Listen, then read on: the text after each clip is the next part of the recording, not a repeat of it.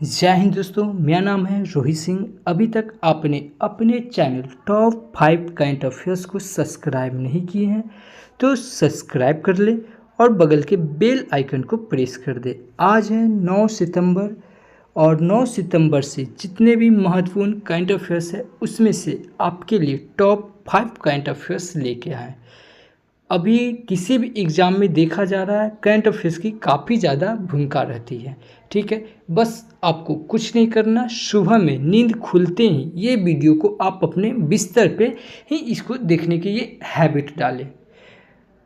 चलिए तो फिर शुरू करते हैं। और ये हम रोज़ डेली डालते हैं। ठीक है, सुबह अप्रॉक्स 4 या 5 बजे के बीच में। ठीक है, ये वीडियो अपलोड हो जाता है। बस आपकी ये काम है कि नज़र खुलते ही बिस्तर पे ये वीडियो देखने का आप हैबिट डालें और वीडियो के अंत तक के देखें, क्योंकि लास्ट में हम आपसे एक प्रश्न पूछेंगे, उसका जवाब आपको कमेंट बॉक्स में देना है। चलिए तो फिर शुरू करते हैं। हमारा पहला प्रश्न है, हाल ही में किस देश ने भारत की मलक्का जल डमरू मध्य गश्ती योजना का समर्थन किया है? तो ये किया है सिंगापुर। तो इस क्वेश्चन का ऑप्शन नंबर बी सही हो जाएगा, सिंगापुर। भारत और सिंगापुर के बीच रणनीतिक सहयोग को नई दिशा मिली है। 4 सितंबर 2025 को नई दिल्ली में सिंगापुर के प्रधानमंत्री लॉरेंस वोंग और भारत के प्रधानमंत्री नरेंद्र मोदी की बैठक के दौरान सिंगापुर ने औपचारिक रूप से भारत की मलक्का जल डमरू मध्य में गश्त करने की योजना का समर्थन किया। यह कदम हिंद प्रशांत क्षेत्र में गहरी साझेदारी और समुद्री सुरक्षा को सुनिश्चित करने की दिशा में महत्वपूर्ण मनाया जा रहा है। अब सिंगापुर है, तो आइए सिंगापुर के बारे में कुछ इम्पोर्टेंट फैक्ट्स देखते हैं।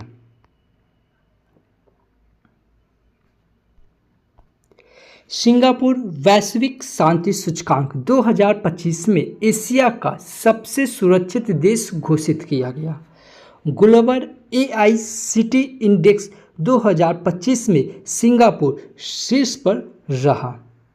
भारत और सिंगापुर संयुक्त सैन्य अभ्यास बोल्ड कुरुक्षेत्र ये जोधपुर में हुआ। हेनरी पासपोर्ट इंडेक्स 2025 में सिंगापुर शीर्ष पर रहा और भारत का स्थान 77वें स्थान पर रहा, यानी कि 77। भारत और सिंगापुर के बीच द्वितीय द्विपक्षीय अभ्यास सिम्बेक्स का 32वां संस्करण आयोजित किया गया। CDS जनरल अनिल चौहान ने सिंगापुर के सांग्री ला संवाद के 22वें संस्करण में भाग लिया। विश्व हवाई अड्डा रैंकिंग 2025 की सूची में सिंगापुर हवाई अड्डा शीर्ष पर रहा। भारत और सिंगापुर ने ग्रीन और डिजिटल शिपिंग कॉरिडोर के लिए आशय पत्र पर हस्ताक्षर किए। अगला प्रश्न देखेंगे हम लोग। हाल ही में अनुतिन चानविलाकुल किस देश के नए प्रधानमंत्री बने? तो ये थाईलैंड के बने थे। इस क्वेश्चन का ऑप्शन नंबर सी सही हो जाएगा। अनुतिन चानविलाकुल अनुभवी राजनीतिक और भूमजयथाई पार्टी के नेता 5 सितंबर 2025 को थाईलैंड के प्रधानमंत्री निर्वाचित हुए। उन्हें संसद में 63% मतों के साथ भारी जीत मिली। अब यहाँ प्रधानमंत्री की बात आई है तो कुछ नए प्रधानमंत्री नियुक्त हुए हैं, उसको हम लोग देख लेंगे।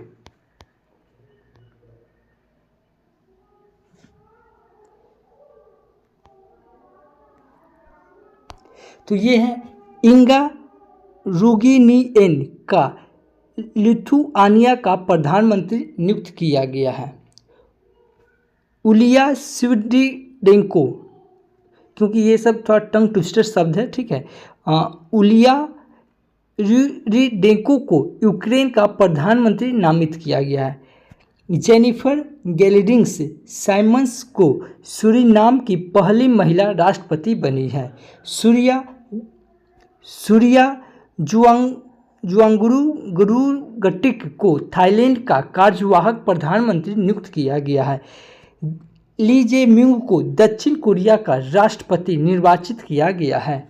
करोल नवोरोकी ने पोलैंड के राष्ट्रपति चुनाव में जीत हासिल की है। लुइस मोंटेनेग्रो पुर्तगाल के फिर से प्रधानमंत्री बने हैं। चलिए अगला प्रश्न देखते हैं।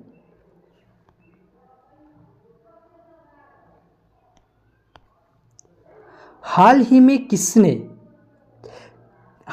किसने कर्मचारी के कल्याण हेतु आर्ट ऑफ लिविंग सन्स साझेदारी की है? तो ये की है सेल, SAIL सेल। महारत्न सार्वजनिक क्षेत्र के अप्रोक्स, ये गलती से ये 3 बार टाइपिंग हो गया, ठीक है। महारत्न सार्वजनिक क्षेत्र के steel authority of India limited ने कर्मचारियों के कल्याण को बढ़ाने के लिए भावनात्मक लचीलापन, जागरूकता और नेतृत्व पर संरचित कार्यक्रम प्रदान करने हेतु आर्ट ऑफ लिविंग के साथ एक समझौता ज्ञापन पर हस्ताक्षर किए हैं। अब सेल के बारे में ये जान जाएंगे कि सेल का स्थापना कब हुआ है, ठीक है। तो सेल का स्थापना 19 जनवरी 1954 में किया गया और इसका हेडक्वार्टर नई दिल्ली है और इसके चेयरमैन अमरेंदु प्रकाश हैं। अगला प्रश्न देखेंगे। हाल ही में टुतीकोरिन बंदरगाह पर हरित हाइड्रोजन परियोजना का उद्घाटन किया गया है। तो ये कहाँ किया गया? ये तमिलनाडु में किया गया था। इस क्वेश्चन का ऑप्शन नंबर सी सही हो जाएगा। स्वतंत्रता सेनानी बीओ चिदम्बरनार की जयंती के अवसर पर केंद्रीय बंदरगाह, नौवहन और जलमार्ग मंत्री सर्बानंद सोनोवाल ने तमिलनाडु के तूतीकोरिन स्थित बीओ चिदम्बरनार बंदरगाह में एक महत्वपूर्ण हरित हाइड्रोजन पायलट परियोजना का उद्घाटन किया और कई अधोसंरचना परियोजना की नींव रखी। यह कदम भारत के हरित समुद्री भविष्य और बंदरगाह आधारित आर्थिक विकास की दिशा में एक बड़ा मील का पत्थर है, ठीक है। अब तमिलनाडु, तो आइए तमिलनाडु को मैप में देखते हैं। ये है तमिलनाडु।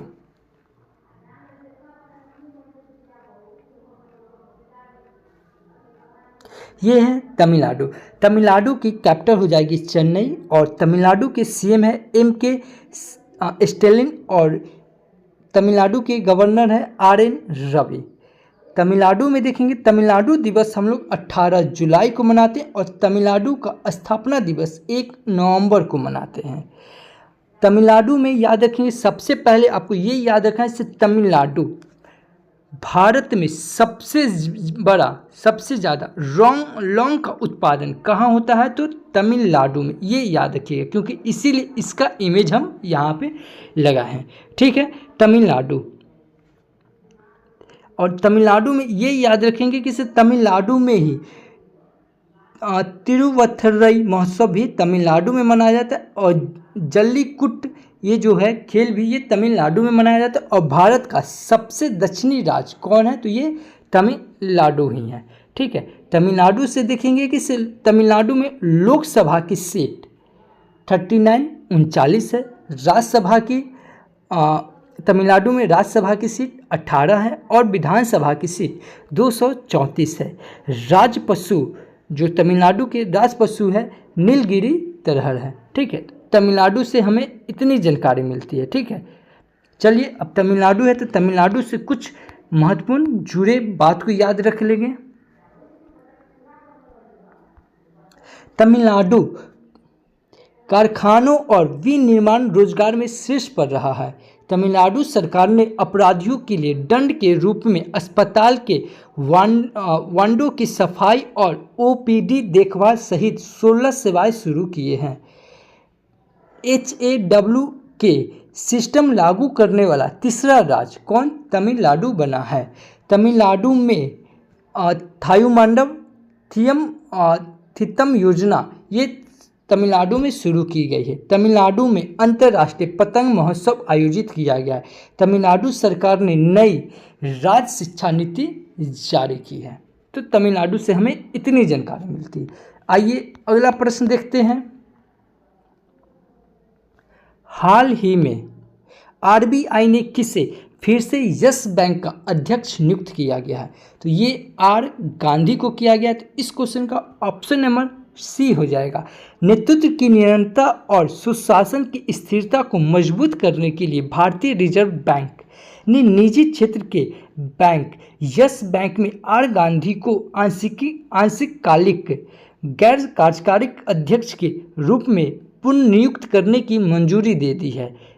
उनका नया कार्यकाल 20 सितंबर 2025 से 13 मई 2027 तक रहेगा। यह जानकारी बैंक की नियामक फाइलिंग में दी गई है। अब यहाँ अध्यक्ष की बात हुई है तो कुछ नए बैंक का अध्यक्ष चुने गए, उस पर हम लोग देख लेंगे। दीपक मित्तल को यूएई में भारत का अगला राजदूत नियुक्त किया गया है। टीसीए कल्याणी ने महालेख नियंत्रक यानी कि सीजीए का पदभार संभाला है। संजीव गुराटिया को आईएएफ रखरखाव प्रमुख नियुक्त किया गया है। टीसीएस ने अपनी एआई इकाई का प्रमुख अमित कपूर को नियुक्त किया गया है।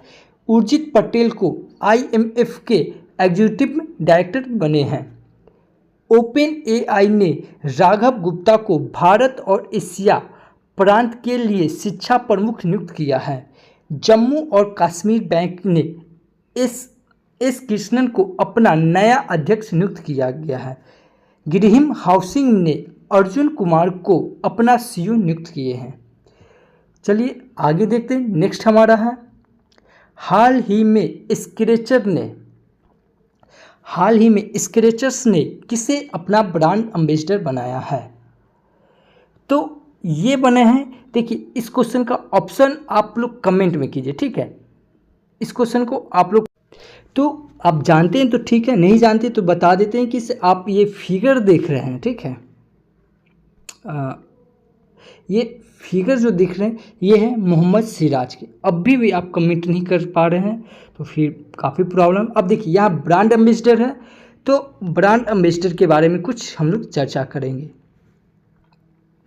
जोमैटो ने शाहरुख खान को अपना ब्रांड एम्बेसडर बनाया है। उड़ीसा सरकार ने माधुरी दीक्षित को हथकरघा उद्योग का ब्रांड एम्बेसडर बनाया है। ऑस्ट्रेलियाई पर्यटन विभाग का ब्रांड एम्बेसडर सारा तेंदुलकर को नियुक्त किया गया है। कैटरीना कैफ को मालदीव की ग्लोबल ब्रांड एम्बेसडर बनाई, ये मोस्ट इम्पोर्टेंट है।